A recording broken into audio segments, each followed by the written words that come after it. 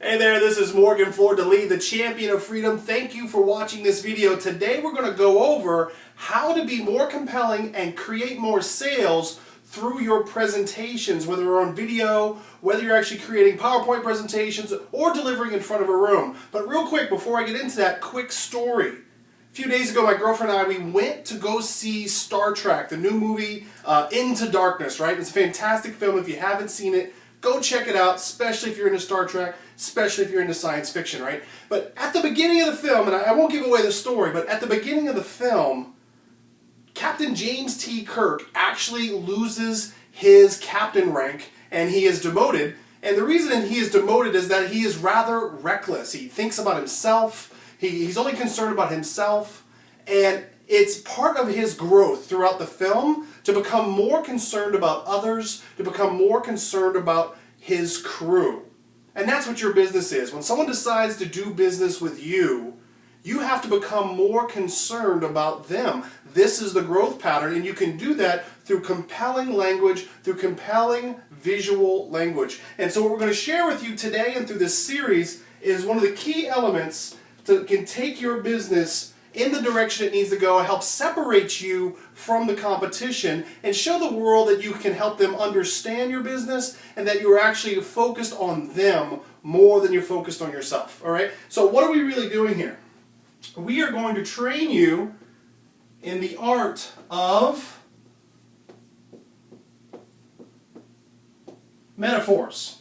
All right? So metaphors, right? You've heard them before, similes, things like this. You've heard it before. It's the art of storytelling where metaphors really shine. And when you can tell stories, compelling stories, and break down things into its simplest terms, sometimes you're dealing with abstract concepts and it's important to bring it in and tell the story in a way using metaphors to help people transition towards what you have to share with them and to help them make a decision if your product and service, your team, you as an individual, is best for them. I'll give you a couple quotes real quick. All right. Charismatic communicators take the complex and make it simple, and the simple and make it meaningful. They do that with stories and metaphors. That's Fortune magazine in 1996. And then this quote here is fantastic. The greatest thing by far is to be the master of metaphor. That was from Aristotle in the 4th century BC. So I actually got those quotes from a wonderful book. So if you're taking notes, shut the door, get the distractions out, because this is a wonderful series. There's a wonderful book out there, and it's called Metaphorically Selling. And it's how to use the magic of metaphors to sell, persuade, and explain anything to anyone. It's by a lady by the name of Ann Miller. She specializes in helping people with their sales presentations become more impactful and actually create more conversions, more sales. So I'm not going to go over her book word for word. You should go buy her book. And if you're in the business of actually hiring her, you should probably hire her and give her as a consultant into your business.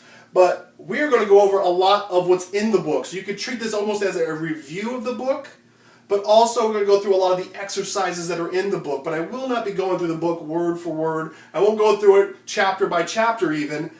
There's important expansion and explanation and rationale and examples upon examples upon examples of using metaphors properly in your communications and what it can do for your business. But I will say this real quick. I'm actually going to quote this word for word. Creating metaphors is by definition client-centered, since its starting point is the client's current perception. Metaphors help a client see possibilities he didn't see before, and they help him make the best decision.